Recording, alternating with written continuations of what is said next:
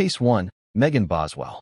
Our first case takes us to Sullivan County in northeastern Tennessee, where in the winter of 2019, a teenage mother named Megan Boswell was living what appeared to be a fresh start. She had a new boyfriend, a new job at his father's restaurant, and plans for a new apartment. There was just one problem.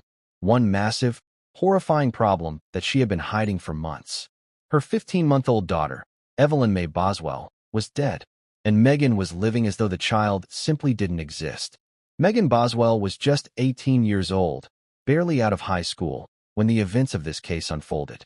She had given birth to Evelyn Mae Boswell as a teenager, becoming a mother while still navigating the challenges of young adulthood herself. Life was unstable. Money was tight. Family relationships were complicated. By the fall of 2019, Megan had started dating a young man named Hunter Wood. She was working at his father's restaurant, earning money, building what looked like a new life. The couple even applied for an apartment together.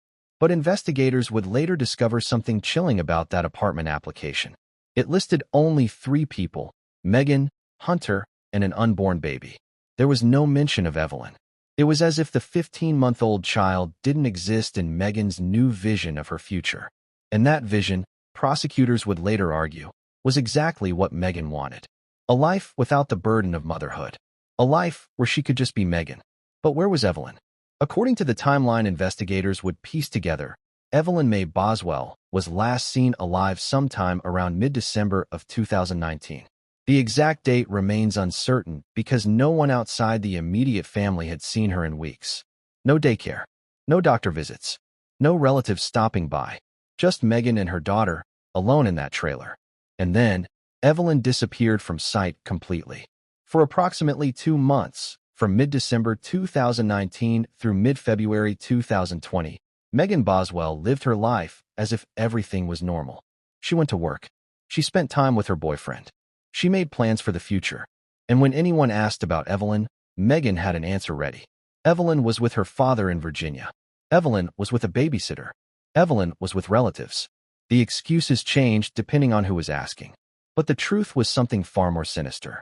The breakthrough in this case came from an unexpected source: Megan's own grandfather, Tommy Boswell Sr. By February of 2020, Tommy had become increasingly concerned. He hadn't seen his great-granddaughter Evelyn in months. Every time he asked Megan about the child, he received a different story, a different excuse, a different reason why Evelyn wasn't around. Finally, Tommy Boswell Sr. made a decision that would unravel everything. On February 18, 2020, he contacted the Tennessee Department of Children's Services. His great-granddaughter had been missing for months, he told them. Something was very, very wrong. The next day, February 19, 2020, Tennessee issued an Amber Alert for 15-month-old Evelyn Mae Boswell. The little girl with blonde hair and blue eyes was officially missing. And suddenly, Megan Boswell's web of lies began to collapse under the weight of police scrutiny. What happened next would become one of the most documented cases of deception in Tennessee criminal history. Over the course of the investigation, Megan Boswell sat through more than 30 hours of police interviews. 30 hours of detectives asking questions, probing inconsistencies, following leads that went nowhere. And in those 30 hours, Megan told story after story after story. First, she said Evelyn was with her father in Virginia. Investigators contacted the father, who had been serving in the military. He confirmed he hadn't seen his daughter in months. Then Megan said a babysitter had taken Evelyn. Investigators tracked down the alleged babysitter, who said she'd never watched the child. Megan claimed she'd given Evelyn to a woman at a campground. That lead went nowhere. She said members of her own family had taken the child. Family members denied it. With each passing day, as investigators unraveled each lie, the evidence mounted. Megan Boswell wasn't trying to find her daughter. She was trying to hide what had happened to her. The Sullivan County Sheriff's Office and the Tennessee Bureau of Investigation worked around the clock. They knew that with each passing hour, the chances of finding Evelyn alive diminished. But they also knew something else. They knew that somewhere, somehow, Megan Boswell had the answers. On February 25, 2020, investigators arrested Megan on charges of filing false reports. Not murder. Not even suspicion of harm to the child. Just false reports. Because they didn't yet have proof of what had happened to Evelyn Mae Boswell. but they would find that proof soon enough. On March 6, 2020, investigators made a discovery that would haunt everyone involved in the case. On property belonging to Megan's family, on Muddy Creek Road in Sullivan County, there stood an old playhouse. The kind of structure that represents childhood innocence. A place where children should laugh and play and imagine. But inside that playhouse, investigators found something that destroyed any remaining hope for a happy ending to this case. They found Evelyn Mae Boswell's body. The 15-month-old had been placed inside a trash bag, wrapped in a blanket and aluminum foil, and hidden in that playhouse. Medical examiners would determine that Evelyn had likely died back in December of 2019, meaning her body had been hidden there for nearly 3 months while Megan lived her life, went to work, and planned her future. The autopsy could not determine an exact cause of death due to the condition of the remains. But what investigators did find was damning. On a piece of aluminum foil recovered from the body, they discovered a fingerprint. Megan Boswell's fingerprint. Evidence that she had been directly involved in concealing her daughter's death. The case that began as a missing child investigation had become a murder case.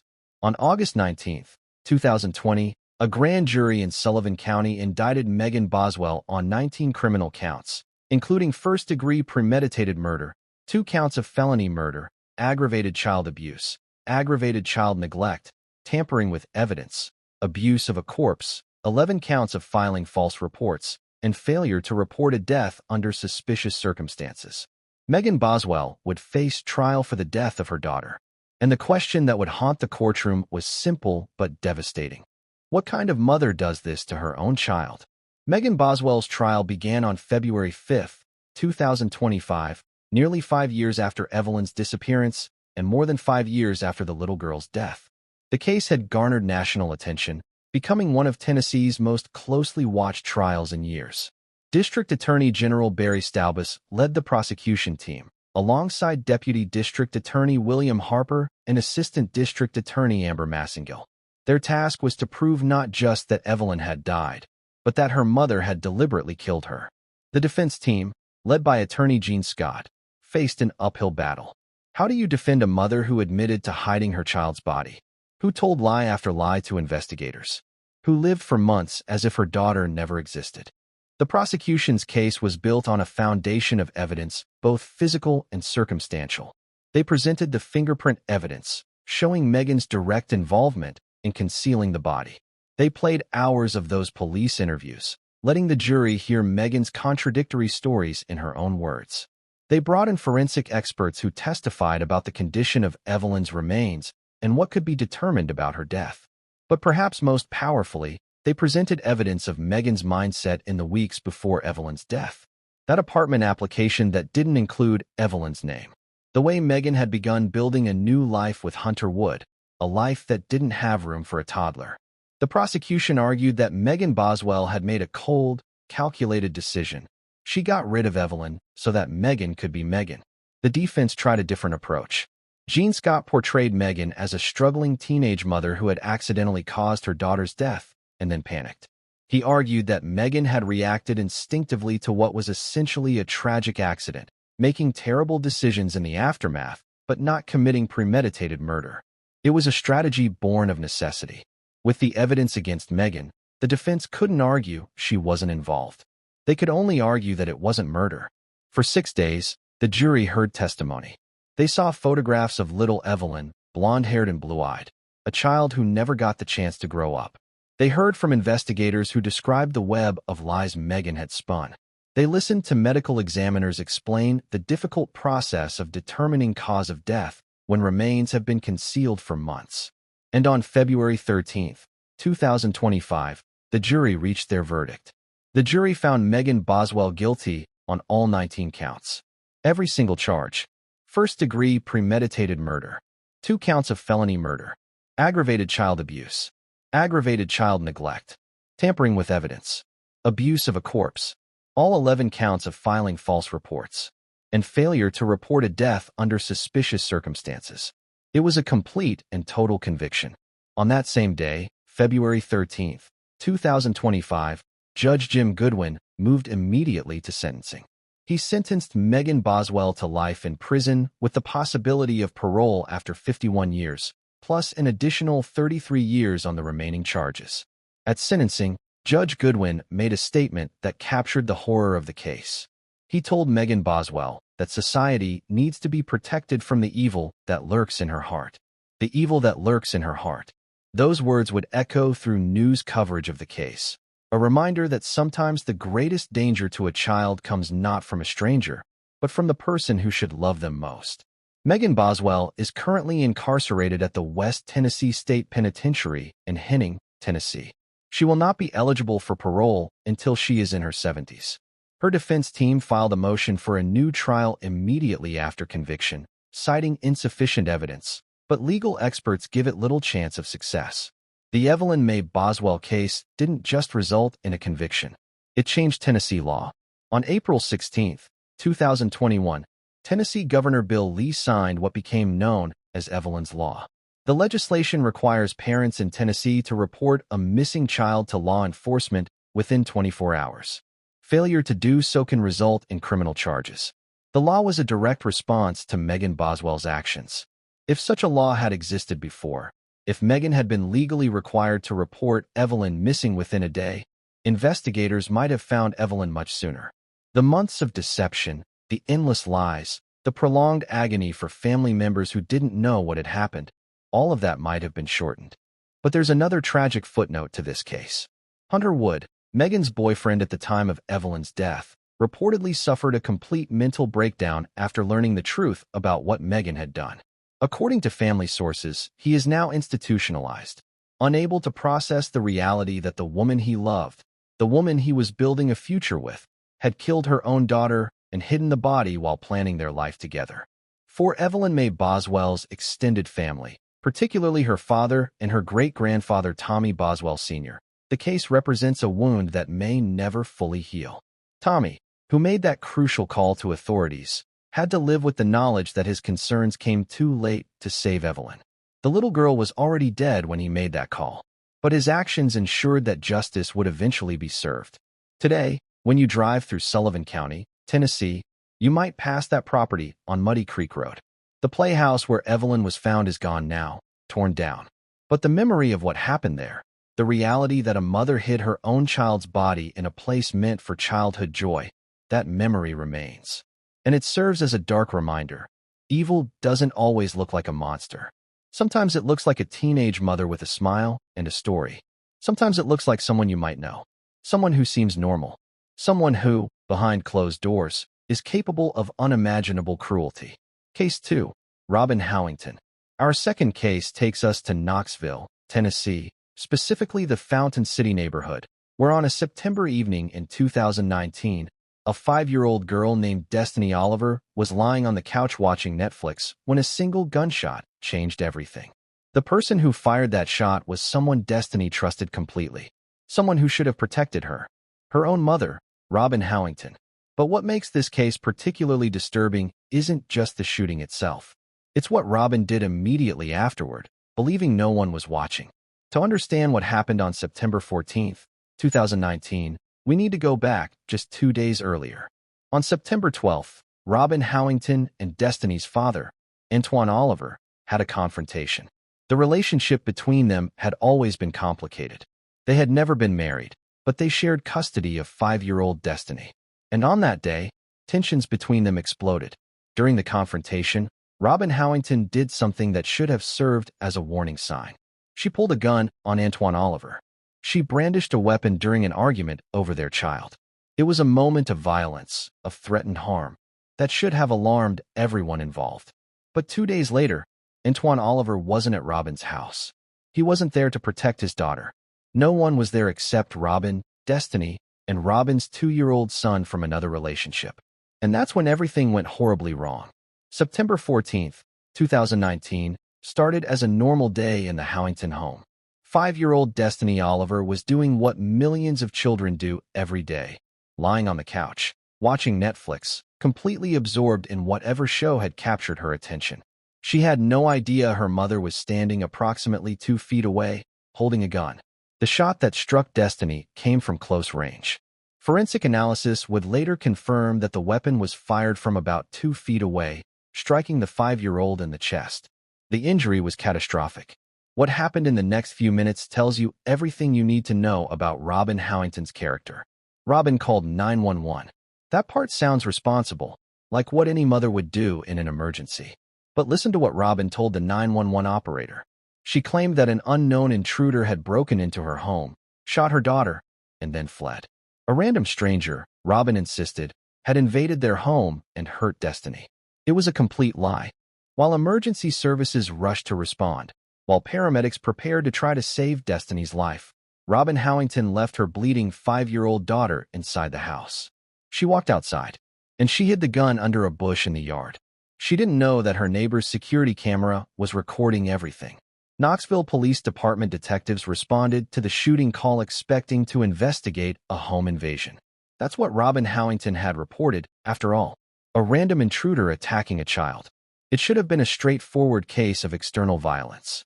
But Detective Tim Riddle and his team immediately noticed things that didn't add up. First, there were no signs of forced entry. No broken windows. No damaged locks. Nothing to indicate anyone had broken into the house. Second, Robin Howington's behavior at the hospital was strange. While her daughter fought for life in the emergency room, Robin was observed trying to destroy her cell phone. Not answering calls from concerned relatives. Not trying to reach out to Destiny's father. Trying to destroy evidence. And third, the neighbor's security camera had captured something remarkable. It showed Robin Howington exiting her house after the shooting and hiding something in the bushes. When investigators recovered what she had hidden, they found the gun that had shot Destiny. Gunshot residue testing provided even more damning evidence. Robin Howington's dress tested positive for gunshot residue. More disturbingly, so did the clothing of her 2-year-old son. The toddler had been so close to the shooting that residue had settled on his clothes. As detectives dug deeper, the story grew even more troubling. They obtained a warrant for Robin's cell phone, the one she had tried to destroy at the hospital. On that phone, they found a text message that changed the entire investigation. The text message said that Robin's 2-year-old son had shot Destiny. Over the course of the investigation, Robin Howington told at least 3 completely different stories about what happened to Destiny Oliver. Story number 1. An unknown intruder broke into the house and shot Destiny. This was the initial 911 call story, the one designed to deflect all blame away from Robin and the household. Story number 2. Destiny's father, Antoine Oliver, had shot the child. This story emerged after the unknown intruder narrative fell apart. Robin tried to blame the man she had pulled a gun on just 2 days earlier, suggesting he had somehow entered the house and harmed his own daughter. Story number 3. Robin's 2-year-old son had accidentally discharged the weapon, shooting his 5-year-old half-sister. This was the story that appeared in that text message on Robin's phone. A tragic accident caused by a toddler. But investigators didn't believe any of these stories. The evidence pointed in one direction. Robin Howington had shot her own daughter, then created a series of lies to avoid responsibility. There was also another element to the case that couldn't be ignored. Investigators discovered evidence that Robin Howington had been involved in drug transactions, specifically selling prescription roxicodone pills. The full picture that emerged was of a mother whose lifestyle and choices had put her children in danger, and who ultimately made the most destructive choice possible. On September 14, 2019, 5-year-old Destiny Oliver died from her gunshot wound. She never had a chance to grow up, to go to school, to live the life every child deserves. And the person responsible for taking that future away from her was her own mother. Robin Howington's trial began on March 4, 2024, nearly 5 years after Destiny's death. District Attorney Charm Allen led the prosecution, presenting a case built on physical evidence, witness testimony, and Robin's own contradictory statements. The prosecution's argument was straightforward. Robin Howington shot her daughter, then lied repeatedly to cover it up. The security camera footage showing her hiding the gun. The gunshot residue on her dress. The text message about her son shooting Destiny. The complete absence of any evidence supporting her intruder story. All of it pointed to one conclusion. Defense attorney Mike Whalen faced the difficult task of defending the indefensible. His strategy focused on Robin's mental state. specifically claiming she suffered from post-traumatic stress disorder stemming from a prior assault. The defense argued that this PTSD affected her behavior after the shooting, explaining though not excusing her bizarre actions and contradictory statements. It was a creative defense strategy, but it required the jury to believe that PTSD would cause a mother to hide the gun that shot her daughter rather than immediately seek help. It required them to believe that trauma would lead to filing false police reports rather than telling the truth. It was, frankly, a hard sell. The trial lasted 4 days. The jury heard from investigators, medical examiners, forensic experts, and witnesses who had interacted with Robin in the hours and days after the shooting. They heard about the 3 different stories, the destroyed evidence, the pattern of deception. And after less than 2 hours of deliberation, they reached their verdict. On March 8, 2024, the jury found Robin Howington guilty of reckless homicide, aggravated child neglect, tampering with evidence, attempted evidence tampering, and filing false reports. Notably, she was acquitted of felony murder, the most serious charge. The jury apparently believed that while Robin was responsible for Destiny's death, it didn't rise to the level of felony murder under Tennessee law. Instead, they convicted her of reckless homicide, a lesser but still serious charge. On April 19, 2024, Judge G. Scott Green sentenced Robin Howington to 22 years in the Tennessee Department of Correction. Under Tennessee law, she must serve 85% of that sentence, meaning approximately 18.7 years, before being eligible for parole. At sentencing, Judge Green made a remarkable statement. He said he had quit counting how many lies Robin Howington had told throughout the investigation and trial. The lies had been so numerous, so constant, so contradictory, that even keeping track of them all became impossible. Perhaps the most tragic element of this case is what happened to Antoine Oliver, Destiny's father. Remember, Robin had initially tried to blame Antoine for the shooting. She told police that he, Destiny's own father, had harmed the child. Based on Robin's accusations, investigators initially focused attention on Antoine. He became a suspect in his own daughter's murder. Because of this, Antoine Oliver was unable to attend Destiny's funeral. While his daughter was being laid to rest, while family and friends gathered to mourn a 5-year-old child whose life had been stolen, Antoine couldn't be there. He was busy defending himself against false accusations made by the person actually responsible for Destiny's death. At Robin's sentencing hearing, Antoine Oliver delivered a victim impact statement. He called Robin Howington a lowlife who cared nothing about Destiny, only herself. It's hard to argue with that assessment. Robin's actions after the shooting, her willingness to blame anyone and everyone else, her destruction of evidence, her hiding of the weapon while her daughter bled, all of it speaks to someone whose primary concern was self-preservation, not the welfare of her child. Today, Robin Howington is incarcerated in Tennessee, serving her 22-year sentence. Destiny Oliver is gone forever, buried before she ever had a chance to experience life. And Antoine Oliver must live with the knowledge that he couldn't protect his daughter from the one person who should have loved her most. Case 3, Cheyenne Maddox. Our third case takes us to Clarksville, Tennessee, a military town near Fort Campbell, where a 13-year-old boy named Kadarius Maddox was slowly dying while the world went about its business. Kadarius had been born with severe cerebral palsy, a condition that left him unable to walk, talk, or care for himself. He was completely dependent on others for survival, and the person responsible for his care was his mother, Cheyenne Dawn Maddox. This is the story of how she let him starve to death. Kadarius Maddox entered this world facing challenges most of us cannot imagine. Born with severe cerebral palsy, he would never walk on his own, never speak, never be able to feed himself or meet his own basic needs. His entire existence depended on caregivers providing food, water, medical attention, and basic human compassion. For the first 12 years of his life, Kadarius received that care. Despite his disabilities, despite the enormous challenges his condition presented, he was a child who could experience joy. Family members described how his eyes would light up when he smiled, how he could bring brightness to a room just with his presence.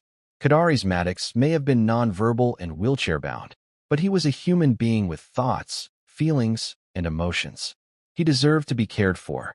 He deserved to be loved. He deserved to live. But his mother, Cheyenne Maddox, reportedly came to view Kadarius as a burden. According to testimony from Kadari's grandmother, Dawn Maddox, Cheyenne once said something that reveals the depth of her resentment. God sent him here to torture her. Think about that statement. A mother, speaking about her disabled son, claimed that God had sent the child as a form of torture, not as a blessing, not as someone to love, as torture. It was a statement that foreshadowed the horror to come. To understand how severe Kadari's condition became, we need to look at the medical records. In December of 2020, at a well-child visit, Kadari's weighed 47 pounds. That's already underweight for a boy his age and height, but it was within the range where doctors were monitoring but not immediately alarmed. 1 year later, in December of 2021, Kadari's returned for another checkup. His weight had dropped to 38 pounds. 38 pounds for a boy who was nearly 4 feet tall. His pediatric nurse was shocked. She texted Cheyenne asking if she was sure about the weight. The number seemed impossible. How could a child lose that much weight in a year while supposedly receiving proper care? But Cheyenne insisted the number was correct, and she assured medical professionals that Kadari's was fine, that he was eating, that everything was under control. It was a lie. Throughout early 2022, warning signs mounted. A home health nurse named Maisha Mays became increasingly concerned. She called the Department of Children's Services. She called police.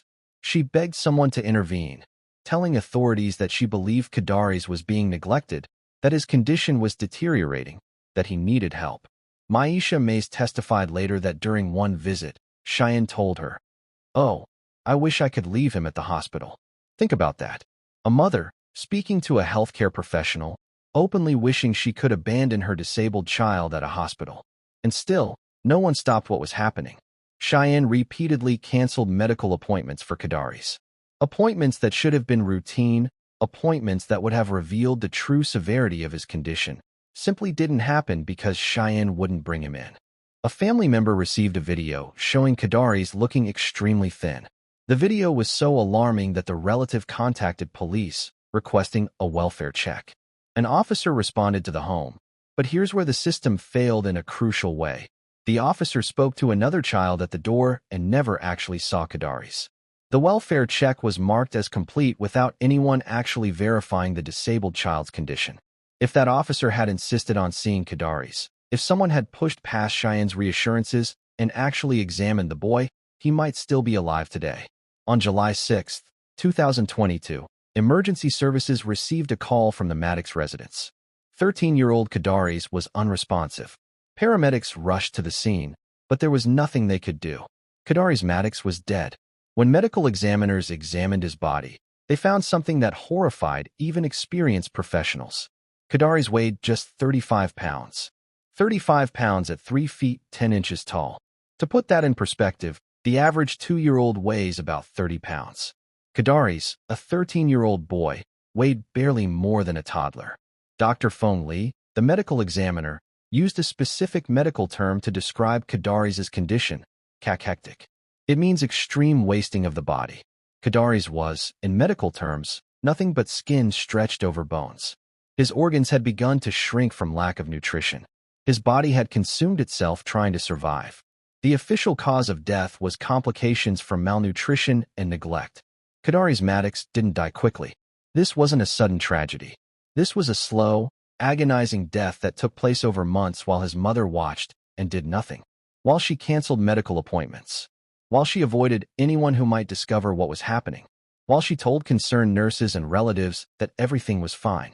Kadari's Maddox starved to death in his own home, in one of the wealthiest countries in the world, in a house where other children were being fed.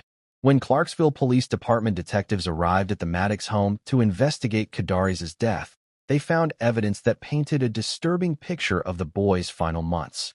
Detective Brian Hughes, leading the investigation, examined Kadari's room. What he found was shocking in its bareness.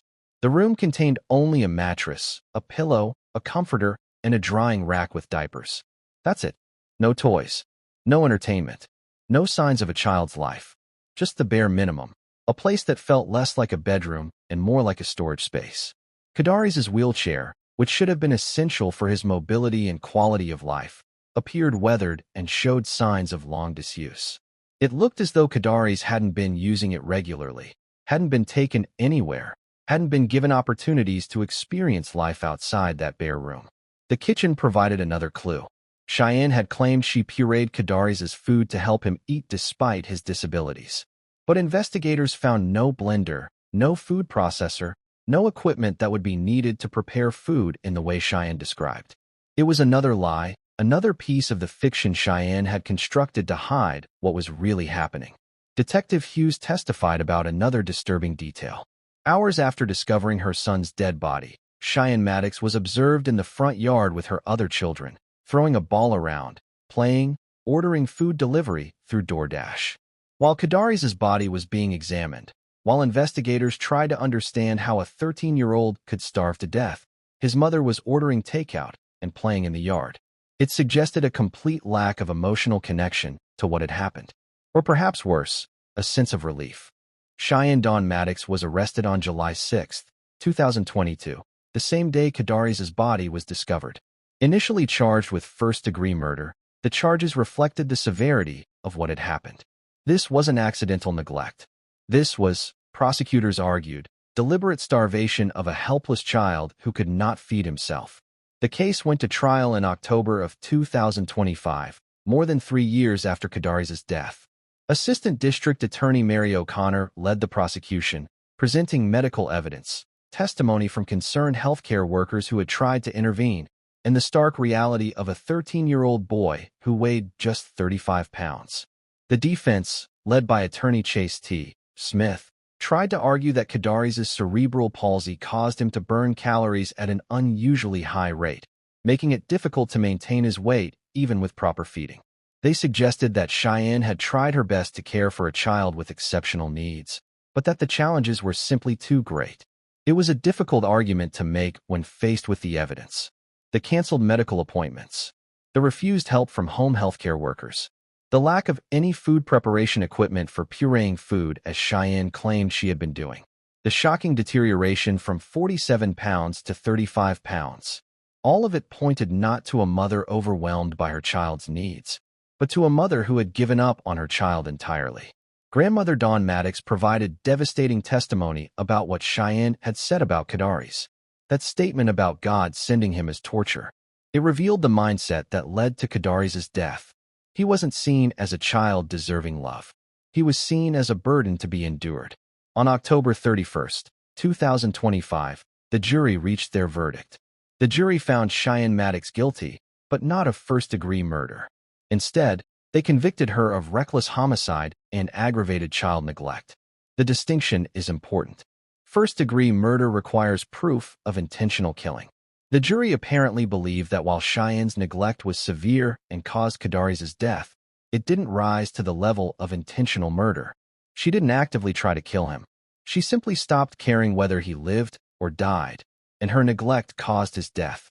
It's a legal distinction that will matter at sentencing, which is scheduled for January 14, 2026. The maximum combined sentence for reckless homicide and aggravated child neglect is 16 years. Given the severity of the case, most legal observers expect Cheyenne to receive a sentence at or near that maximum. But 16 years, even if she serves every day of it, seems inadequate when measured against the months of suffering Kadaris endured. The slow starvation, the canceled medical appointments, the isolation in that bare room, the knowledge, if he had the cognitive ability to understand it, that his own mother had abandoned him even while he lived under her roof. 5 other children were removed from Cheyenne Maddox's care and placed in the custody of the Tennessee Department of Children's Services. Those children, at least, will not suffer the same fate as their brother. Kadaris Maddox's grandmother, Dawn Maddox, has become the keeper of his memory. She speaks about him not as a burden or a tragedy, but as the child he was. A child who, despite his disabilities, could light up a room with his smile. A child whose eyes sparkled with life and emotion. Just to look at him, when he smiled, his eyes, he just lit up a room, Dawn Maddox said. An angel was taken the day he passed away. An angel. That's how Kadaris' grandmother remembers him. Not as the burden his mother described, but as an angel who deserved better than the life and death he received. Today, when we talk about child neglect, we often think about dramatic instances of abuse. But Kadaris Maddox's case reminds us that neglect can be just as deadly. the failure to feed, the refusal to seek medical care, the deliberate isolation from people who might help. All of these passive actions led directly to the death of a vulnerable child who had no way to save himself. Case 4. Mary Winkler.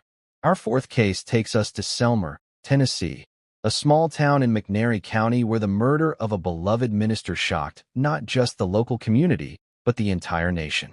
On March 22, 2006, parishioners arrived at the 4th Street Church of Christ expecting to hear Reverend Matthew Winkler deliver his Wednesday evening sermon. But Matthew Winkler never appeared, and when police entered his home to check on him, they found the minister dead in his own bedroom, shot in the back with a 12-gauge shotgun. The shooter was someone who had stood beside him in front of that congregation countless times. His wife, Mary Winkler, and her trial would reveal secrets about their marriage that would divide public opinion and result in one of the most controversial sentences in Tennessee criminal history. From the outside, Matthew and Mary Winkler appeared to be the ideal Christian family. Matthew was a pulpit minister at the 4th Street Church of Christ in Selmer, a position of respect and authority in the small community. Mary was the supportive minister's wife, attending services, helping with church activities, raising their 3 daughters, 8-year-old Patricia, 6-year-old Mary Alice, and 1-year-old Brianna. The family lived in a parsonage provided by the church. They were active in community events. They embodied the values they preached every Sunday. To the outside world, they were living proof that faith and family could create a perfect life. But behind closed doors, Mary later claimed, the reality was very different. She described a marriage filled with criticism, control, and demands that grew increasingly difficult to bear. She claimed Matthew berated her constantly, criticizing the way she walked, the way she ate, the way she did everything. That the man who preached about love and forgiveness treated his own wife with contempt and cruelty. Whether these claims were true would become one of the central questions of the trial. But there was another problem in the Winkler marriage, one that was undeniably real and verifiable: money. In the months before Matthew Winkler's death, Mary had become entangled in what's known as a Nigerian advance fee fraud scam. These scams, which were common in the early 2000s, typically involve someone claiming to have access to large sums of money that they need help transferring. They promise the victim a percentage of this money in exchange for help with the transfer, but first, they need the victim to deposit checks or pay fees. The checks are always fraudulent. The fees always disappear, and the victim is left holding the bag for thousands of dollars in fake deposits. Mary Winkler fell for this scam in a big way. Investigators would later determine that she had deposited more than $17,000 in fraudulent checks into family bank accounts. $17,000 that the Winklers didn't have, would never have, and would be responsible for when the checks bounced. For a minister's family living on a modest church salary, $17,000 in fraudulent deposits was a financial catastrophe. It was a problem that couldn't be hidden, couldn't be explained away, couldn't be fixed with prayer and good intentions. And according to what Mary would later tell investigators, it was this financial pressure, combined with the stress of what she described as a controlling and demanding marriage, that led to what happened on March 22, 2006. On the night of March 22, 2006, Matthew and Mary Winkler had an argument. Mary later claimed it was about the usual things: Matthew's criticism of her, his demands, his controlling behavior.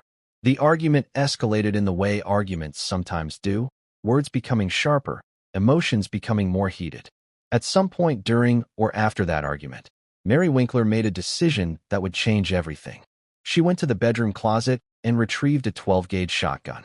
She loaded it. She aimed it at her husband, who was lying in bed, and from close range, she pulled the trigger. The shot struck Matthew Winkler in the back. The force of the blast knocked him from the bed to the floor, where he landed still alive, still conscious, still capable of speech. And according to Mary's later confession, Matthew Winkler looked at his wife, the woman he had married and built a life with, and asked one word: why? Mary's response, by her own account, was simple: I'm sorry. Then she gathered up her 3 young daughters, Patricia, Mary Alice, and Brianna. She loaded them into the family van, and she drove away from Selmer, Tennessee, heading south toward Alabama with no clear plan except to run. Back in the bedroom, Matthew Winkler lay dying on the floor, alone, blood pooling around him, probably trying to understand why his wife of 10 years had just shot him. When Matthew Winkler failed to appear for Wednesday evening services at the 4th Street Church of Christ, parishioners became concerned. It wasn't like their minister to miss services, especially without any explanation or notice. When church members tried to contact the Winkler home, they got no answer. Finally, someone called police to request a welfare check. Officers entered the Winkler home and found Matthew's body in the bedroom. The minister had been dead for hours, shot in the back at close range. The next realization was even more alarming. Mary Winkler and all 3 children were missing. Given that Mary's husband had just been murdered, the most obvious concern was that the killer had taken Mary and the children. An Amber Alert was issued for the 3 Winkler girls, Patricia, Mary Alice, and Brianna, with the assumption that they might be in danger. But Tennessee Bureau of Investigation agents quickly developed another theory. As they processed the crime scene and spoke with people who knew the family, evidence began pointing in a different direction. What if Mary Winkler wasn't a victim? What if she was the shooter? Less than 24 hours after the shooting, on March 23, 2006, police located Mary Winkler and her 3 daughters in Orange Beach, Alabama. Mary was arrested without incident. The children, thankfully, were unharmed. In custody, Mary Winkler confessed to shooting her husband. But her explanation for why would become the center of one of Tennessee's most controversial trials. Mary Winkler's trial began on April 9, 2007, a little over a year after Matthew's death. The case had attracted national media attention. A minister's wife murdering her husband and then fleeing with their children. It was the kind of story that dominated headlines and cable news coverage. Defense attorneys Steve Faries Sr. and Leslie Bolland took the case pro bono, meaning they worked for free. Their strategy was bold. They would argue that Mary had been a battered wife, suffering years of physical and emotional abuse from a husband who presented one face to the public and another at home. Mary took the stand in her own defense, a risky move that paid off in ways the prosecution probably didn't expect. She testified about years of criticism from Matthew, about unrealistic demands and controlling behavior, about being belittled and berated for everything she did. But then the testimony took a shocking turn. Mary's attorneys produced evidence they claimed showed Matthew had forced Mary to participate in degrading acts. They displayed high-heeled platform shoes and a wig, items that Mary testified Matthew had demanded she wear during intimate encounters. The implication was clear. Matthew Winkler, respected minister and family man, had been forcing his wife into situations she found humiliating. The prosecution tried to paint a different picture. They emphasized the financial problems, particularly that $17,000 banking scam. They argued that Mary had killed Matthew because she couldn't face his reaction to the financial disaster she had created. That this was about money and deception, not abuse. But the jury, which consisted of 10 women and 2 men, ultimately sided more with Mary's version of events. After 8 hours of deliberation, they returned with a verdict that shocked many observers. The jury found Mary Winkler guilty not of first-degree murder, but of voluntary manslaughter. Voluntary manslaughter is a lesser charge that applies when someone kills in the heat of passion without premeditation. It's what you charge when someone kills impulsively during an intense emotional situation rather than planning and executing a murder. By returning a voluntary manslaughter verdict instead of murder, the jury was essentially saying they believed Mary's claims about the abuse and the stress of her marriage. They believed this was a woman who snapped under pressure, not someone who coldly planned to kill her husband. But the real shock came at sentencing on June 8, 2007. Judge Weber McCraw sentenced Mary Winkler to just 210 days in prison, plus 60 days in a mental health facility. 210 days. That's approximately 7 months in jail for killing her husband. To put that in perspective, people have received longer sentences for drug possession, for theft, for nonviolent offenses of all kinds. Mary Winkler killed her husband with a shotgun and received essentially a 210-day sentence. The sentence sparked immediate and intense controversy. Matthew Winkler's family was outraged, calling it a miscarriage of justice.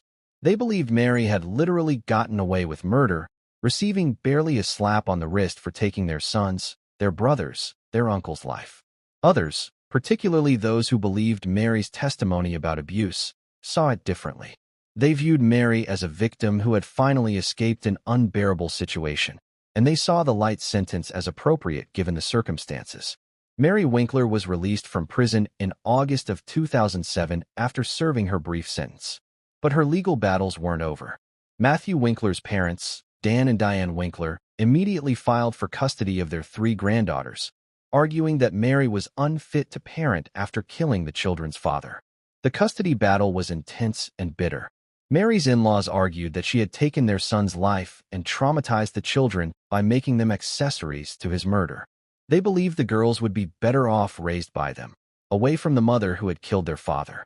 But in August of 2008, a judge granted Mary Winkler full custody of Patricia, Mary Alice, and Brianna.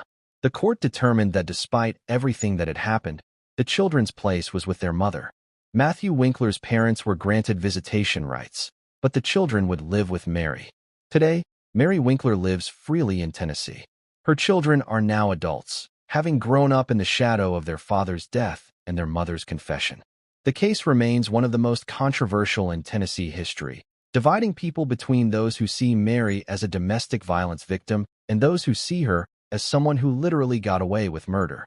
What's undeniable is this: Matthew Winkler is dead, shot by his own wife. His daughters grew up without a father, and the woman who killed him served less time than many people serve for minor drug offenses. Justice, in the Mary Winkler case, depends entirely on which side of the story you believe. Case 5, Gaile Owens. Our 5th case takes us to Memphis, or more specifically to the suburb of Bartlett, where in 1985, a woman named Gaile Owens made a decision that would haunt her for the next 26 years. She decided her husband needed to die, and she spent months driving through the most dangerous neighborhoods of Memphis, soliciting strangers to commit murder. Gaile Owens would end up spending a quarter-century on death row, one of the longest-serving women on death row in American history. And her case would raise difficult questions about justice, redemption, and whether someone can ever truly pay for taking another person's life. On the surface, the Owens family looked successful. Ron Owens was the associate director of nursing at Baptist Memorial Hospital in Memphis, a respected healthcare professional with a solid career.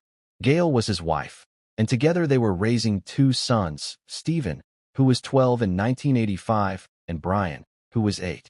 They lived in Bartlett, a suburb that represented middle-class success. Nice homes, good schools, the kind of place where families built safe, comfortable lives. But Gaile Owens had a secret that would eventually destroy that carefully constructed life. She had been convicted of 35 counts of forgery for embezzling money from a doctor's office where she worked. It was a crime that revealed a pattern of deception and financial desperation. And according to what would emerge during the investigation, Gaile began to see her husband Ron as an obstacle. Maybe she feared his reaction to her criminal conviction. Maybe she wanted the life insurance money. Maybe she simply wanted to be free of the marriage. Whatever her motivation, Gaile Owens decided that Ron needed to die. What makes Gaile Owens' case particularly disturbing is the methodical way she went about planning her husband's murder. This wasn't a crime of passion, a moment of rage that went too far. This was calculated, cold-blooded, and required significant effort on Gaile's part. Over a period of months in 1984 and early 1985, Gaile Owens drove from her comfortable Bartlett suburb into some of the most crime-ridden neighborhoods in Memphis. She was looking for someone desperate enough, immoral enough, to commit murder for money. She approached multiple men with her proposition, "Kill my husband, and I'll pay you." Most refused. Some probably thought she was joking or crazy. Some might have been criminals themselves, but drew the line at murder for hire. But eventually, Gaile found someone willing to do it. His name was Sidney Porterfield, and he agreed to kill Ron Owens for money. Gaile provided Porterfield with everything he would need: a photograph of Ron so he could identify his target, a description of Ron's car, Ron's work schedule so Porterfield would know when he'd be home, and most critically, a house key so Porterfield could enter the home without breaking in. The plan was set. All Gaile had to do was make sure she and her sons were away from the house when the murder occurred, creating an alibi while maintaining plausible deniability. On February 17, 1985, the Owens family attended church together, just like they did most Sundays. To everyone at church that day, they looked like any other family. A mother, a father, 2 young boys. Nothing unusual, nothing suspicious. After church, Ron Owens planned to stay and play basketball, something he often did on Sunday afternoons.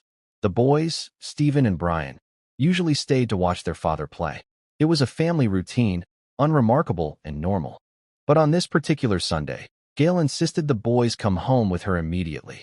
She wouldn't let them stay to watch their father. She needed them away from the house with her, creating an alibi for what was about to happen. That evening, while Gaile and her sons were away, Sidney Porterfield entered the Owens home using the key Gaile had provided. He found Ron Owens and attacked him with a tire iron, beating him in a brutal assault that caused catastrophic brain injuries. When Gaile returned home with 12-year-old Stephen and 8-year-old Brian, they found Ron on the floor, bloodied and barely alive. Gaile called 911, playing the role of shocked and horrified wife. Ron Owens died from his injuries the next day, February 18, 1985, and Gaile Owens played the grieving widow, accepting condolences from friends and family who had no idea she had orchestrated her husband's murder. Initially, police treated Ron Owens' death as they would any other apparent home invasion and assault. There were no obvious suspects, no clear motive beyond a robbery gone wrong. It seemed like a random act of violence, tragic but not uncommon in a city like Memphis. But then, a man named George James contacted police. James was an informant looking for reward money, and he had information about the Owens case. He knew something about who had killed Ron Owens and, more importantly, who had paid for it. Detective K.D. Ray, working the case, arranged something extraordinary. He set up a wiretap phone call between George James and Gaile Owens. During that call, captured on tape, Gaile discussed needing time to get the insurance money before she could pay what she owed. The insurance money. Ron Owens had been dead only a short time, and his wife was already talking about collecting on his life insurance. The policy was worth $105,000, with double indemnity clauses that could make it even more valuable. It was a substantial sum in 1985, enough to justify murder in the mind of someone like Gaile Owens. But the most damning piece of evidence came from an unexpected source, Gaile's own sister, Carolyn.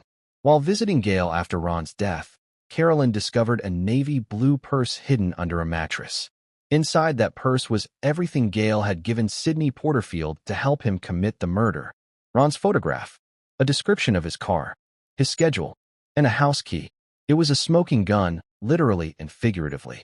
Evidence that Gaile hadn't just known about the murder in advance. She had actively planned and facilitated it. The prosecution offered both Gaile Owens and Sidney Porterfield the same deal: plead guilty and receive life in prison instead of facing the death penalty. It was a generous offer given the severity of the crime and the strength of the evidence. Sidney Porterfield, the actual killer, refused the deal. He apparently believed he could beat the charges at trial, or maybe he simply couldn't accept the idea of life in prison. Gaile Owens initially accepted the plea deal. She was ready to plead guilty and accept life in prison. But when Porterfield refused his deal, the prosecution withdrew Gaile's offer as well. They wanted both defendants to plead guilty, or neither. Since Porterfield wouldn't take the deal, Gaile couldn't have it either. So both cases went to trial. The prosecution's case was overwhelming. The wiretap phone call discussing insurance money. The purse full of evidence found under Gaile's mattress. The testimony of Sidney Porterfield himself, who admitted to the murder and named Gaile as the person who hired him. And then there was the testimony that would haunt the case forever. Gaile's own 12-year-old son, Stephen, testified against his mother.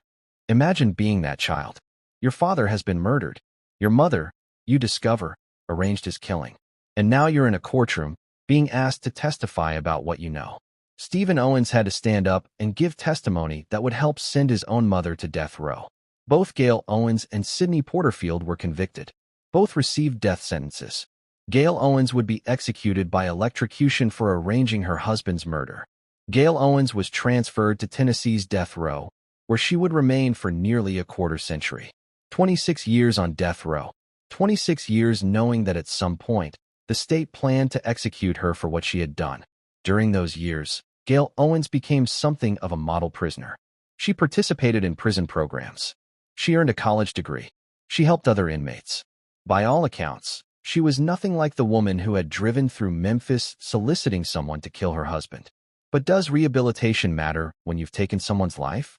Does becoming a better person in prison erase the murder you committed? These were the questions that would swirl around Gaile Owens as her execution date approached. By 2010, Gaile had been on death row for 25 years, longer than many murderers served before being released on parole. Her case had become a focal point for death penalty opponents, who pointed to her as an example of redemption and change. They argued that executing Gaile at that point would serve no purpose. She was no longer a danger to society. She had transformed herself during her time in prison. Others, particularly Ron Owens' family, saw it differently. Gaile had orchestrated Ron's brutal murder. She had traumatized her own sons, forcing 12-year-old Stephen to discover his father's body and later testify against his mother. She had taken a life for money. Why should she get to live when Ron didn't? On July 14, 2010, Tennessee Governor Phil Bredesen made a decision that would generate controversy across the state. He commuted Gaile Owens' death sentence to life in prison. The commutation didn't free Gaile. It simply changed her sentence from death to life, meaning she would still die in prison, just not by execution. But Tennessee's parole system had other ideas. On October 7, 2011, Gaile Owens was granted parole. After 26 years in custody, 26 years after orchestrating her husband's brutal murder, Gaile Owens walked free. She was 58 years old when she was released. She had entered prison as a relatively young woman and emerged on the verge of senior citizenship. Ron Owens had been dead for more than a quarter-century. His sons, Stephen and Brian, were adults with their own lives. Today, Gaile Owens lives freely in Tennessee. She has reconciled with her son Stephen, who testified against her all those years ago. Stephen has forgiven his mother, something that must have required extraordinary emotional strength. Gaile also has a relationship with her grandchildren, building connections with family members who were born long after she went to prison. Her case remains a touchstone in debates about the death penalty, about redemption, about whether people can change, and whether that change matters in the criminal justice system. What's clear is that Ron Owens never got a second chance. He was beaten to death in his own home, murdered by a stranger paid by his own wife. His sons grew up without a father. And while Gaile eventually walked free, Ron's death remains permanent. Case 6. Susan Jo Walls. Our sixth case takes us to Unionville, Tennessee, a small community in Bedford County, where a family harbored a dark secret for years. According to testimony that would later emerge in court, the patriarch of the Walls family, Larry Walls Sr., was an abusive tyrant who terrorized his wife Susan and their children for decades. And in August of 2012, that family decided Larry needed to die. The price they put on his life? $400. Multiple family members would later describe Larry Allen Walls Sr. as an evil man. Not difficult, not troubled, evil. They testified that Larry had physically abused Susan Jo Walls and their children for decades, that he had created an atmosphere of fear and violence in the home, and that he had allegedly abused their daughter Dawn. For years, according to court testimony, the family had discussed getting rid of Larry. It was a recurring topic of conversation, a shared dream of escape from the man who made their lives miserable. But it remained just talk, just fantasy, for over a decade. Until Memorial Day weekend of 2012, when fantasy started becoming reality. Over Memorial Day weekend in 2012, Susan Walls, her daughter Dawn, and a young man named Jason Starrick met at Dawn's apartment in the Nashville area. During that meeting, they discussed methods for killing Larry. Different approaches, different scenarios. How to do it, when to do it, who would actually pull the trigger. Dawn approached Jason Starrick about taking care of her father. The payment? $400. $400 to kill a man. Think about that for a moment. Human life reduced to the price of a cheap laptop or a few weeks of groceries. Larry Walls' life, whatever kind of person he may have been, was worth $400 to his own family. Jason Starrick agreed to do it. He brought in a friend, Sean Gearhart, to help. And the night before the planned murder, Susan, Dawn, and Jason visited the Walls' home. Susan showed Jason the layout of the house. She pointed out where Larry would likely be. And she told Jason something crucial. The back door is always unlocked. You won't need to break in. You can just walk in. It was an invitation to commit murder in her own home. On August 8, 2012, Jason Starrick and Sean Gearhart prepared to commit murder. They went to a store and purchased ammonia and rubber gloves, supplies that could be used for cleaning up evidence after the killing. Then they drove to the Walls' home in Unionville. While Susan and Dawn took children to Chuck E. Cheese, establishing an alibi, Starrick and Gearhart entered through that unlocked back door Susan had told them about. Inside, they found Larry Walls Sr. and killed him. The details of exactly how Larry died were never fully disclosed publicly, but what we know is that it was violent and brutal. This wasn't a quick death. This was murder, pure and simple. Hours later, Susan and Dawn returned home with the children. They had spent the evening at Chuck E. Cheese, letting the kids play games and eat pizza while Larry was being killed. When they arrived home and discovered Larry's body, they called 911. But here's something interesting. They reported a theft, not a murder. Not their husband and father lying dead in the house. A theft. It was only when police arrived and investigated that the full scope of what had happened became clear. The 911 call immediately seemed odd to investigators. Why would someone come home, find evidence of a theft, but not mention finding a dead body? Unless they already knew the body was there? Tennessee Bureau of Investigation Special Agent Gaile Butterback led the investigation into Larry Walls' death. From the beginning, the crime scene appeared staged to look like a burglary gone wrong. But experienced investigators know what a genuine burglary looks like, and this wasn't it. The 911 call raised immediate red flags. Susan's demeanor, the odd report of theft without mentioning the body, the timing of events, all of it pointed toward inside involvement. As investigators dug deeper, they uncovered the web of conspiracy. They found debit card records showing purchases of ammonia and gloves. They found Larry's blood on Jason Starrick's clothing. And they found family members willing to testify about the Memorial Day weekend meeting where the murder had been planned.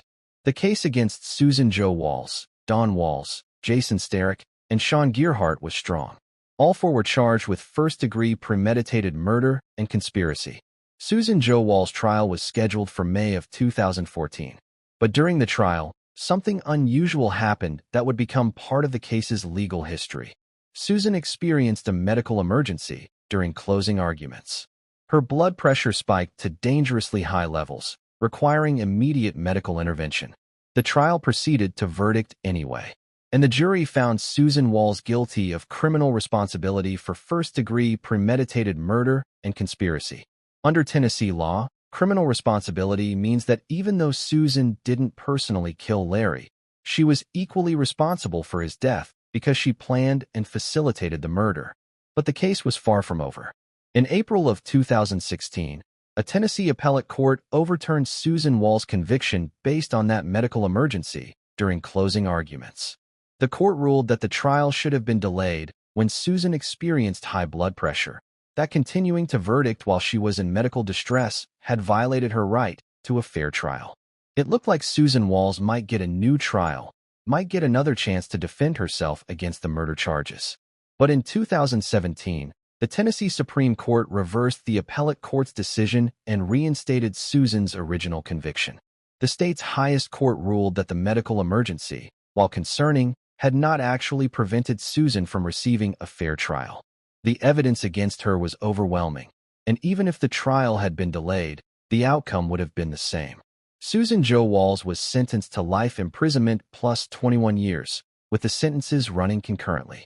She won't be eligible for parole until November 27, 2070. Given that Susan was born in September of 1957, she would be 113 years old if she lived to her parole eligibility date. In practical terms, Susan Jo Walls will die in prison. Her co-conspirators received varying sentences. Jason Starrick, the actual killer, received a much longer sentence. Dawn Walls, the daughter, received decades in prison. Sean Gearhart also faced significant time. The case has been featured on Oxygen's Snapped series and various true crime documentaries. It remains a stark example of how abuse, even if genuine, doesn't justify murder. If Larry Walls was the monster his family described, there were legal avenues to escape: divorce, protection orders, law enforcement intervention. But Susan and Dawn chose murder instead, and now they're paying for that choice with the rest of their lives. Case 7. Barbara Potter. Our seventh case shows how modern technology can facilitate ancient evils. In Mountain City, Tennessee, a small town in Johnson County near the Virginia border, a family became convinced their daughter's life was in danger. They believed enemies were plotting to kidnap and kill her. They believed the CIA had sent an agent to protect her. And they believed so deeply in this threat that they committed double murder to protect their daughter from enemies who didn't exist. This is the story of the Facebook murders, one of the strangest and most disturbing cases in Tennessee history. Janelle Claire Potter lived with her parents, Barbara Mae Potter and Marvin Buddy Potter Jr., in Mountain City. In her early 30s at the time of the murders, Janelle spent most of her time online, particularly on Facebook, where she maintained an active social presence. Janelle had developed romantic interest in a young man named Billy Payne. She thought they might have a future together. She imagined a relationship blooming between them. But Billy Payne had other ideas. He met a woman named Billie Jean Hayworth, and the two began dating seriously. They would eventually have a son together, a 7-month-old boy named Tyler. For Janelle Potter, Billy Payne's rejection and relationship with Billie Jean Hayworth was devastating. What began as unrequited romantic interest curdled into something darker: resentment, anger, and online hostility. A Facebook feud erupted between Janelle Potter on one side and Billy Payne and Billie Jean Hayworth on the other. It was the kind of social media conflict that happens thousands of times a day. People posting aggressive messages, unfriending each other, making hostile comments, blocking one another. For most people, such feuds remain digital. Words on a screen. Hurt feelings and damaged pride, but nothing more serious. But Janelle Potter wasn't most people. And what she did next would transform a social media argument into a murder conspiracy. Janelle Potter created a fake online identity. She named this fictional person Chris and claimed he was a CIA agent. Through Chris, Janelle began corresponding with her parents, particularly her mother Barbara, sending hundreds of emails over a period of months. In these emails, Chris claimed that the CIA had assigned him to protect Janelle because she was in grave danger. According to the emails, Billy Payne and Billie Jean Hayworth weren't just social media rivals, they were genuine threats. They were planning to kidnap Janelle. They were going to torture her. They were going to kill her. All of it was a complete fabrication. Billy Payne and Billie Jean Hayworth had no interest in kidnapping anyone. They just wanted to be left alone, to live their lives, to raise their baby son. But Barbara and Buddy Potter didn't know that Janelle had created Chris. They believed the emails were real. They believed their daughter was being targeted by dangerous people. And they believed the CIA was involved because the threat was so severe. Janelle's boyfriend at the time, Jamie Curd, was also receiving emails from Chris. The fake CIA agent was coordinating the protection of Janelle through multiple channels, creating an elaborate fiction that ensnared Janelle's entire family. On the night of January 31st, 2012, Buddy Potter convinced himself that he needed to act to protect his daughter. He believed Janelle was in imminent danger from Billy Payne and Billie Jean Hayworth. He believed that if he didn't do something, his daughter would be kidnapped or killed. So Buddy Potter, a father trying to protect his child from a threat that didn't exist, drove to the mobile home where Billy Payne and Billie Jean Hayworth lived with their infant son. Jamie Curd accompanied him, also believing they were somehow protecting Janelle. They entered the mobile home and shot both Billy Payne and Billie Jean Hayworth execution style, with single gunshots to the face. Billy, 36 years old. Billie Jean, 23 years old. Both murdered in their own home while their baby son was present. 7-month-old Tyler was found alive but covered in his parents' blood. The infant had been in the room when his mother and father were executed. He survived only because the killers didn't harm children. Tyler was left there, crying, traumatized, surrounded by the bodies of his dead parents. Tennessee Bureau of Investigation Special Agent Scott Lott led the investigation into the double homicide. Initially, with no obvious motive and no clear suspects, the case seemed like it might go unsolved. But investigators got a break when Jamie Curd agreed to cooperate. Curd confessed to his involvement and provided information about Buddy Potter's role as the shooter. But the investigation took a bizarre turn when agents began tracing the hundreds of emails from the supposed CIA agent Chris. Every single email, every communication from Chris, traced back to IP addresses at the Potter family home. There was no CIA agent. There was no government protection operation. There was no plot to kidnap Janelle. It was all an elaborate fiction created by Janelle Potter herself. But why? Why would Janelle create a fake CIA agent? Why craft such an elaborate lie? Investigators concluded that Janelle had hoped to manipulate her family into protecting her from Billy Payne and Billie Jean Hayworth. Whether she intended for that protection to result in murder or just wanted them scared away, we may never fully know. But the result was the same. 2 people dead, a baby orphaned, and multiple members of the Potter family facing murder charges. A recorded phone call between Buddy and Barbara Potter proved particularly damning. In the call, Buddy told Barbara, "Before you find out from somebody else, I want you to know I was involved in it. I did it." A confession, recorded and undeniable. Buddy Potter's trial was held first in October of 2013.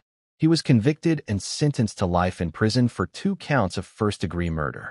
The jury rejected his defense that he was protecting his daughter from a genuine threat. In May of 2015, Barbara Potter and Janelle Potter were tried together in a joint trial. Prosecutors argued that while Janelle had created the fake CIA agent and the false narrative about danger, Barbara had been an active participant in manipulating Buddy into committing murder. Barbara and Janelle were both convicted. Both received 2 concurrent life sentences for first-degree murder.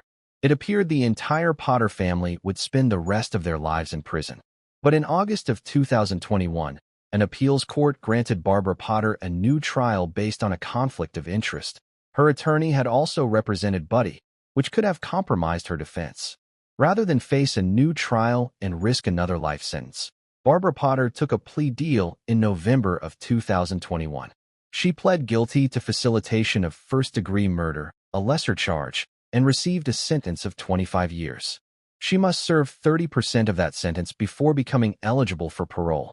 Janelle Potter remains incarcerated, serving 2 concurrent life sentences for her role in creating the elaborate fiction that led to 2 murders.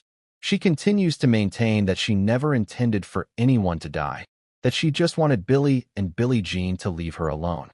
Barbara Potter is also incarcerated, but has a realistic chance of eventual release thanks to her plea deal.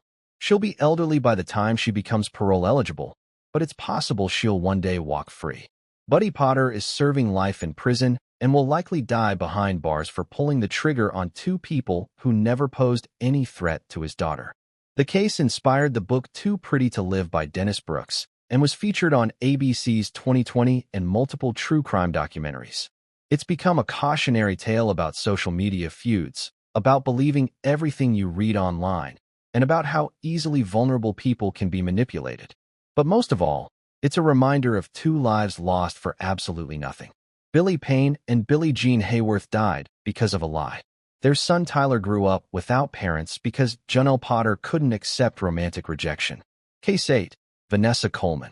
Our 8th case involves Vanessa Lynn Coleman, who was 18 years old when she participated in one of the most horrific crimes in Tennessee history: the kidnapping and murder of a young couple, Shannon Gaile Christian and Hugh Christopher Newsom Jr., in Knoxville in January of 2007. After participating in these crimes, Vanessa Coleman wrote in her journal, "I had one hell of an adventure since I've been in the Big Ten." One hell of an adventure. That's how she described what happened. On January 6, 2007, 21-year-old Shannon Christian and her boyfriend, 23-year-old Christopher Newsom, were on a date in Knoxville.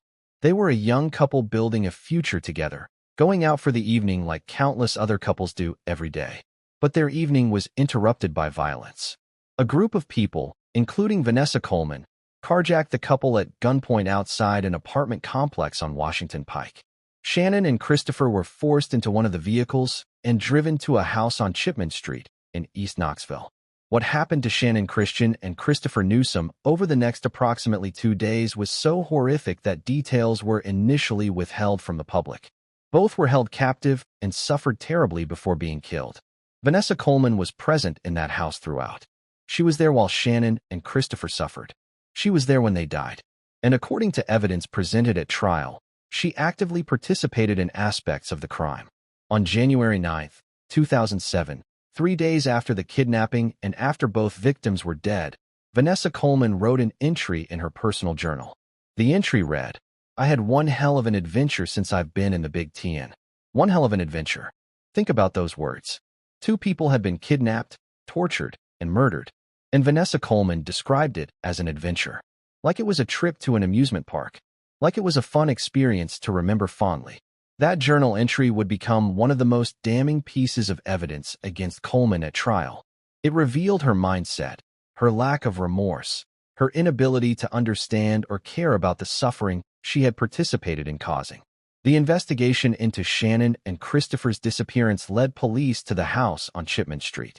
Inside and around the property, they found evidence of what had happened.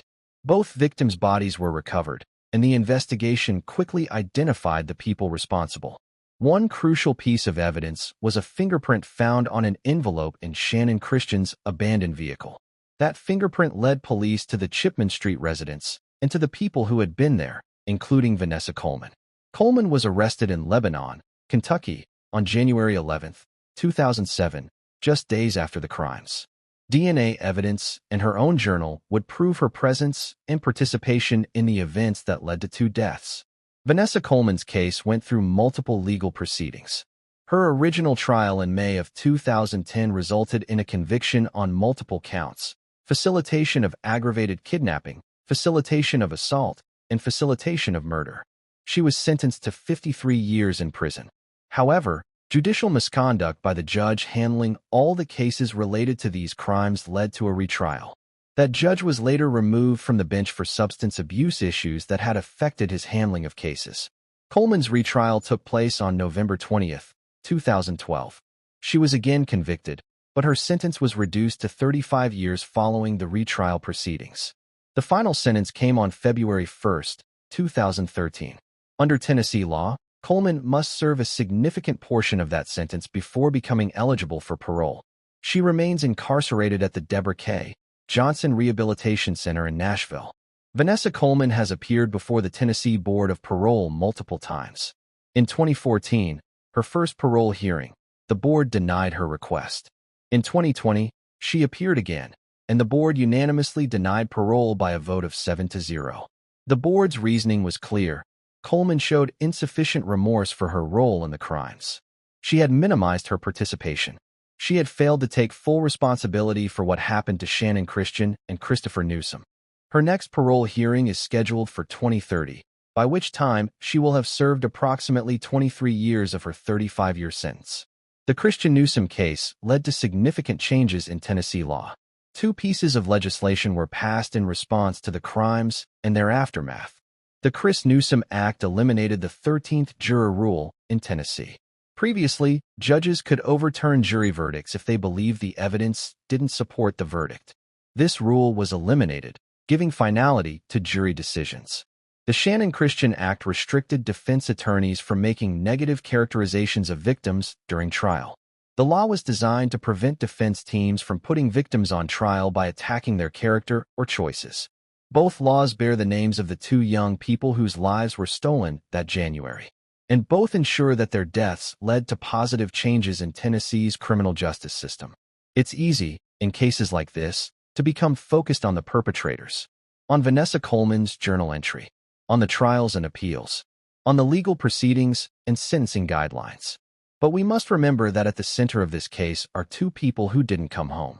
Shannon Gaile Christian was 21 years old, with her whole life ahead of her. Christopher Newsom was 23, building a life with someone he loved. Their families have had to live with the loss for nearly 2 decades now. Every birthday that won't be celebrated. Every holiday without them. Every milestone they'll never reach. Marriage, children, careers, growing old together, all of it stolen in January of 2007. Vanessa Coleman called it one hell of an adventure. For Shannon's and Christopher's families, it's an ongoing nightmare that will never truly end. Case 9, Centoya Brown Long. Our 9th case is perhaps the most controversial and debated of all the cases we're covering today. It's the story of Centoya Brown, who at 16 years old shot and killed a 43-year-old man who had picked her up for intimacy. Centoya claimed she was a teenage victim of trafficking who killed in self-defense. Prosecutors argued she was a murderer who killed for robbery. The truth, as it often does, probably lies somewhere in between. But what's undeniable is that Centoya Brown's case sparked a national conversation about juvenile justice, trafficking, and whether teenagers should receive life sentences for crimes committed under extraordinary circumstances. Centoya Brown was born on January 29, 1988, into circumstances no child should face. She suffered from fetal alcohol spectrum disorder due to her mother's drinking during pregnancy. She was given up for adoption at age 2. As a teenager, she ran away from home and ended up on the streets of Nashville. There, she encountered a man known as Cutthroat, a 24-year-old who forced the teenage girl into prostitution. At 16 years old, Cyntoia Brown was a victim of trafficking, being forced to exchange intimacy for money under the control of an abusive adult. On August 6, 2004, Cyntoia met 43-year-old Johnny Michael Allen in the parking lot of a Sonic drive-in restaurant. Allen was a real estate agent with a wife and family. He agreed to pay Cyntoia $150 and drove her to his home in Nashville. What happened in Johnny Allen's home that night is the subject of significant dispute. Cyntoia's account is that she feared for her life. She testified that Allen showed her his gun collection and made comments that made her believe he was going to harm or kill her. Feeling trapped and terrified, she retrieved a handgun from her purse and shot Allen in the back of the head. The prosecution's version was very different. They argued that Allen was asleep when Cyntoia shot him, that this wasn't self-defense, but murder motivated by robbery. After the shooting, Cyntoia took Allen's wallet, 2 of his firearms, and his truck. The prosecution pointed to these thefts as evidence that robbery, not self-defense, was the real motive. Who's telling the truth? Was 16-year-old Cyntoia, a trafficking victim, genuinely afraid for her life? Or was she, as prosecutors argued, a calculating killer who shot a sleeping man and robbed him? The jury would have to decide. Cyntoia Brown was tried as an adult despite being 16 at the time of the crime. In August of 2006, nearly 2 years after the shooting, her trial took place. The jury found her guilty of first-degree murder and aggravated robbery. The sentence was severe: life in prison with the possibility of parole after serving 51 years. Cyntoia Brown, convicted at 18 for a crime committed at 16, would not be eligible for parole until she was 67 years old. For many people, this seemed like justice. Johnny Allen was dead, shot by someone he had invited into his home. His family would never see him again. He had been killed and robbed, and the person responsible should pay for that crime. But others saw a different story. They saw a teenage girl who had been trafficked, who was being prostituted by an adult man, who had been picked up by a 43-year-old customer. They saw a child soldier in the war of trafficking, and they believed her claim that she had shot Allen in fear for her life. In 2011, PBS aired a documentary called Me Facing Life, Cyntoia's Story. The documentary told Cyntoia's version of events and highlighted her background as a trafficking victim with fetal alcohol syndrome who had been forced into prostitution as a teenager. The documentary generated significant public interest in the case. People began questioning whether a 16-year-old trafficking victim should be serving a life sentence. But it would take another 6 years before that public interest translated into real momentum for Cyntoia's release. In 2017, social media exploded with posts about Cyntoia Brown's case. Celebrities including Kim Kardashian, Rihanna, LeBron James, and Snoop Dogg used their platforms to advocate for her release. The hashtag #FreeCyntoia trended worldwide. Suddenly, a case that had been decided more than a decade earlier was back in the national spotlight. Millions of people who had never heard of Cyntoia Brown were learning her story and demanding her release. On January 7, 2019, Tennessee Governor Bill Haslam made a decision that would generate both praise and criticism across the state. He granted clemency to Cyntoia Brown, commuting her life sentence to 15 years. Clemency doesn't erase a conviction. Cyntoia remained guilty of murder, but it changed her sentence from life, 51 years, to 15 years already served. On August 7, 2019, Cyntoia Brown Long, as she now called herself after marrying while in prison, walked out of the Tennessee prison for women. She had entered custody as a 16-year-old child. She left as a 31-year-old woman who had spent nearly half her life behind bars. Since her release, Cyntoia Brown Long has become a public figure advocating for criminal justice reform. She published a memoir titled Free Cyntoia: My Search for Redemption in the American Prison System, telling her full story from her own perspective. She speaks at events about juvenile justice, trafficking, and prison reform. She has become a voice for other young people caught up in the criminal justice system, particularly those who, like her, committed crimes as teenagers under circumstances of abuse and exploitation. Critics argue that Cyntoia killed a man, robbed him, and should have served her full sentence. They point to Johnny Allen's family, who lost their loved one and never got justice in the form they wanted. Supporters counter that Centolla was a child soldier in a war against women and girls, that she was a victim herself, and that her release was merciful and just. The Centolla Brown case remains controversial precisely because both sides have valid points. She did kill Johnny Allen. That fact is undisputed. But the circumstances, her age, her background, her status as a trafficking victim, all of these factors complicate the simple narrative of murderer and victim. Case 10. Kate Carson. Our 10th and final case is unique among the stories we've told today because it doesn't involve physical harm to a child. No one died. No one was physically injured. But make no mistake, Kate Carson's crime caused immeasurable emotional damage to both her son and his father. And the lengths she went to in order to avoid accountability make this one of the most brazen cases we're covering. This is the story of a mother who kidnapped her own child, fled to the other side of the world, escaped from detention in a foreign country, and led the FBI on an international manhunt before finally being captured. Lori Kate Carson was 38 years old in 2023, living in Lewisburg, Tennessee, a town in Marshall County south of Nashville. She had a 9-year-old son we'll refer to only by his initials, NC, to protect his privacy. N.C. S. father, Kate's ex-partner, was involved in the boy's life, and like many separated parents, Kate and NC's father had disagreements about custody arrangements. In the spring of 2023, Kate proposed a solution to the custody dispute. She and NC would move to Portugal. According to Kate, this move would be good for their son, would provide new opportunities, would be a fresh start for both of them. N.C.'s father objected. He didn't want his son moved to another continent where visitation would be nearly impossible and where he would have minimal ability to participate in his child's life. The custody dispute went before a Sumner County family court judge. And in July of 2023, despite the father's objections, the judge made a decision that would have catastrophic consequences. He allowed Kate Carson to take NC to Portugal on what was described as a family vacation. It wasn't a vacation. It was a kidnapping. In mid-July of 2023, Kate Carson and her 9-year-old son left the United States for Portugal. The family court judge had granted permission for a temporary trip, with the understanding that Kate and NC would return to Tennessee. But Kate never intended to come back. Shortly after arriving in Portugal, she sent a letter to the judge who had approved the trip. In that letter, Kate made her intentions crystal clear. She was disobeying his order and had no plans to return to the United States. She and her son were staying in Portugal, and there was nothing anyone could do about it. N.C.'s father immediately began legal proceedings to force the return of his son.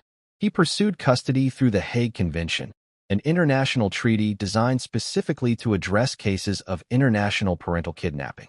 Under the Hague Convention, children who have been wrongfully removed from their home country can be ordered returned by courts in the country where they're being held.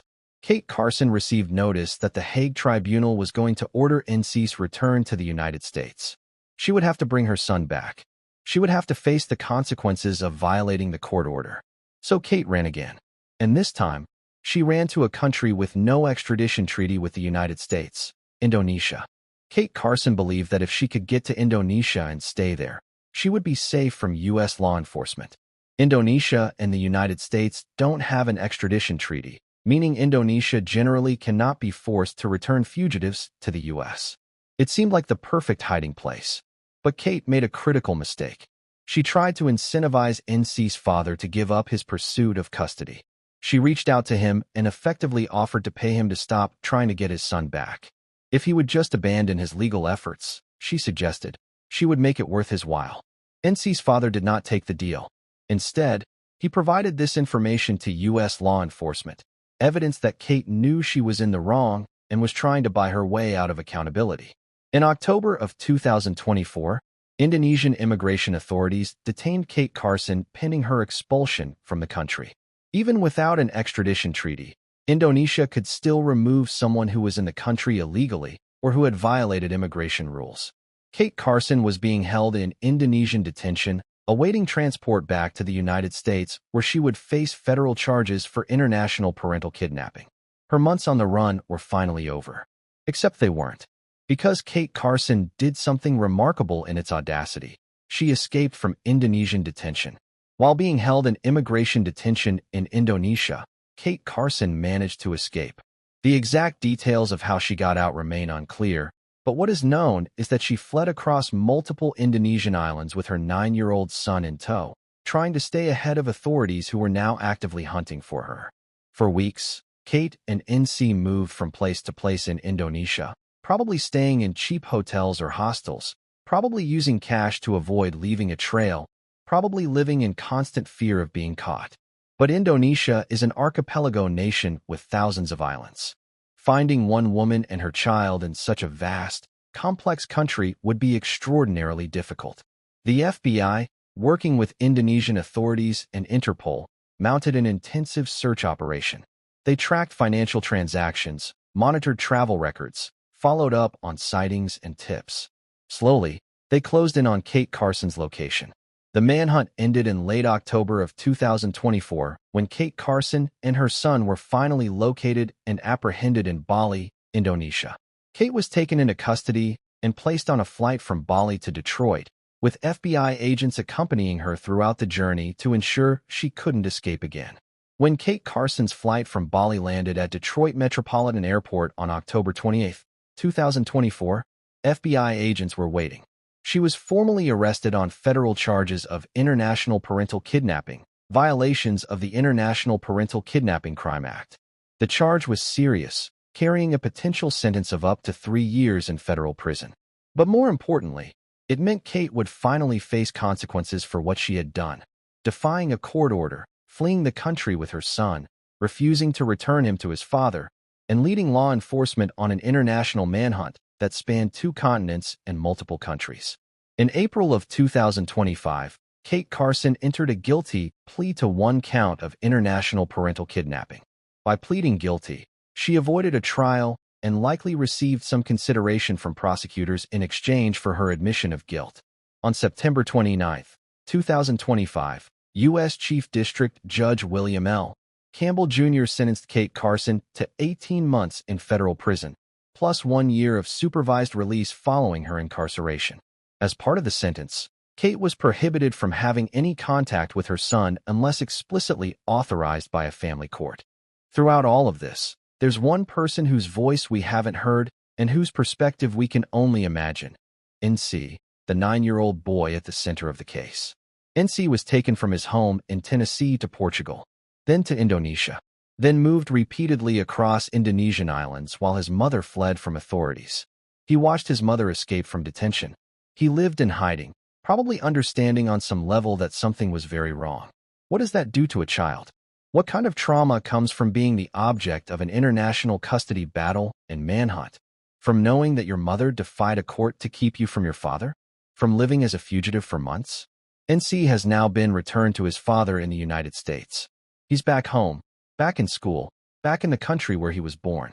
But the damage from those months on the run, from being used as a pawn in his mother's flight from justice, that damage may take years to heal. Kate Carson is currently serving her 18-month federal sentence. When she's released, she'll face 1 year of supervised release during which she cannot contact her son without court approval. FBI Special Agent in charge Joseph E. Carrico, speaking about the case, said, Carson kidnapped her young son in full defiance of family court orders because she thought she knew better. That statement captures the essence of what Kate Carson did. She didn't think the court's custody orders applied to her. She didn't think she needed to follow the same rules as everyone else. She believed her judgment about what was best for her son trumped a judge's ruling, trumped her son's father's rights, trumped international law and treaty obligations. So she took her son and ran. To Portugal. To Indonesia. Across islands in the world's largest archipelago. She escaped from detention. She hid from authorities. She did everything she could to avoid accountability. And in the end, all she accomplished was traumatizing her son, ensuring she would face federal criminal charges, and guaranteeing that she would lose custody of the child she claimed to be protecting. We've journeyed through 10 cases, 10 stories of mothers who violated the most fundamental expectation of parenthood, to protect and nurture children. From Megan Boswell hiding her daughter's body in a playhouse, to Kate Carson fleeing across continents with her kidnapped son, from Mary Winkler shooting her minister husband to Barbara Potter orchestrating murders over Facebook feuds, these cases reveal the darkest possibilities of human nature. But what can we learn from these horrors? What patterns emerge from these 10 very different stories? First, we learn that evil doesn't always look like a monster. Megan Boswell was a teenager with a smile and a boyfriend. Mary Winkler was a minister's wife who sang in church. Susan Walls was a woman who claimed to be escaping abuse. Gaile Owens was a suburban mother in a nice neighborhood. None of them looked like our stereotype of a murderer, and that's precisely what makes them so dangerous. Second, we see the catastrophic consequences of deception. Nearly every one of these women built elaborate lies to cover their crimes. Megan Boswell told 30 hours of contradictory stories. Robin Howington blamed an intruder, then the father, then her toddler's son. Janelle Potter created an entire fictional CIA agent. The lies, in many cases, were almost as shocking as the crimes themselves. Third, we recognize the failure of systems meant to protect the vulnerable. Maddox had a home health nurse calling authorities repeatedly, yet he still starved to death. Evelyn Boswell disappeared for 2 months before anyone with power to intervene took action.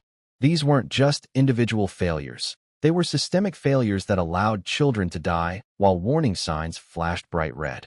Fourth, we understand that abuse, even when genuine, doesn't justify murder. Susan Walls and her family claimed decades of abuse from Larry Walls. If that's true, there were legal remedies, divorce, protective orders, law enforcement intervention. But they chose murder instead, and now multiple people are spending life in prison. Fifth, we see how modern technology both reveals and enables crime. Security cameras caught Robin Howington hiding the murder weapon. Digital evidence convicted Megan Boswell. But Facebook enabled the Potter family murders, and the internet allowed Janelle Potter to create an elaborate fictional identity. Technology is neutral. It amplifies whatever intentions drive its use. As we close this documentary, we must return to the people who matter most, the victims. Evelyn Mae Boswell was 15 months old. She'll never go to kindergarten, never learn to read, never experience the joy of childhood. Her brief life ended in isolation and concealment. Destiny Oliver was 5 years old, lying on a couch watching Netflix when her mother shot her. She'll never grow up, never have friends, never discover who she might have become. Maddox was 13, unable to speak or care for himself. He trusted the adults around him to feed him, to care for him, to keep him alive. And they failed him in the most fundamental way possible. Matthew Winkler was a minister who dedicated his life to serving his community. Whatever problems existed in his marriage, he didn't deserve to be shot in his own bed by his wife.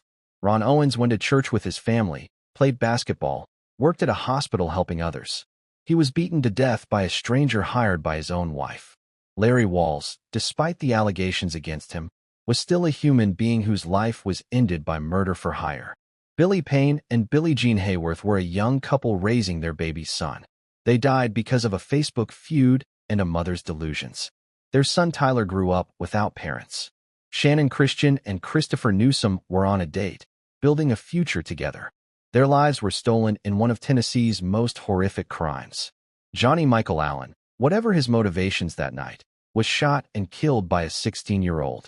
And the 9-year-old boy we've called NC didn't die, but he was traumatized by being torn from his home and dragged across the world in his mother's flight from justice. These are the people we must remember. Not the killers, not the sensational details of their crimes, but the victims who lost their lives or their innocence because someone else made a terrible choice. Tennessee has responded to some of these tragedies with legislative changes. Evelyn's law now requires parents to report missing children within 24 hours. The Chris Newsom Act eliminated the 13th juror rule. The Shannon Christian Act restricted how defense attorneys can characterize victims. These laws represent Tennessee's commitment to learning from tragedy, to ensuring that these deaths weren't entirely in vain. They're small consolations for families who lost loved ones, but there's something. They're proof that even in darkness, people will search for light. The criminal justice system has also evolved in response to these cases. Centoya Brown's clemency reflects growing understanding of how childhood trauma and trafficking affect criminal culpability. Gaile Owens' eventual parole shows that even those convicted of the worst crimes can potentially demonstrate redemption. But Mary Winkler's brief sentence continues to generate controversy, a reminder that justice can be subjective and that not everyone agrees on what punishment fits what crime. As we've seen throughout these 10 cases, mothers who commit serious crimes challenge our most fundamental assumptions about human nature. We want to believe that maternal instinct is universal, that mothers will always protect their children, that the bond between parent and child is unbreakable. But these cases prove that nothing is universal. Some mothers kill their children. Some orchestrate murders. Some kidnap their own kids and flee across the world. The maternal bond, powerful as it can be, is not guaranteed.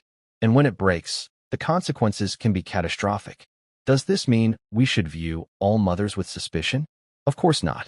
The vast majority of mothers are exactly what we hope they'll be: loving, protective, nurturing caregivers who would do anything for their children.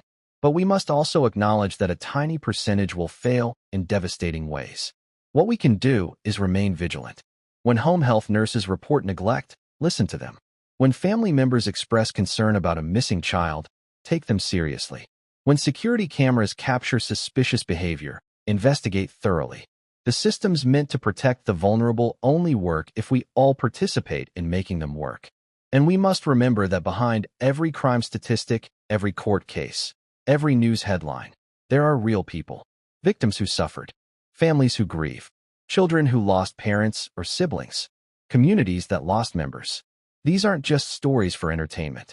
They're tragedies that ripple through generations. These cases are uncomfortable to explore. They challenge us. They disturb us. They force us to confront the reality that evil can wear any face, including the face of a mother. But by examining these cases, by understanding what happened and why, we honor the victims. We learn lessons that might prevent future tragedies. And we remind ourselves that justice, however imperfect, matters. Thank you for watching this Crime Unknown documentary on the most evil mothers in Tennessee. If this documentary provided valuable insight into these important cases, please hit that like button and leave your thoughts in the comments below. Subscribe to Crime Unknown for more in-depth investigations into the darkest true crime cases. And remember, the best way to fight darkness is to shine light into it. That's what we do here at Crime Unknown, and we're grateful you joined us today.